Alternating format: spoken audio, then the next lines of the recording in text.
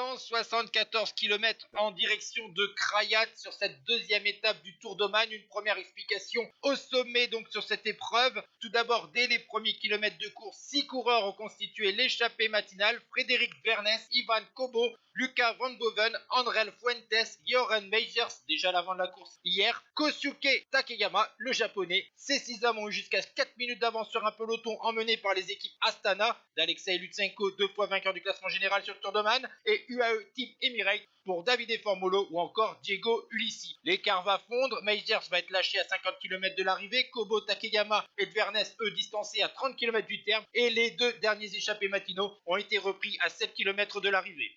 Nous sommes maintenant dans la montée finale de 2 km 600 à 7% de moyenne vers Crayat, avec un gros travail de la formation Bora dès le pied de cette ultime ascension et dans les 500 derniers mètres à plus de 10% de moyenne.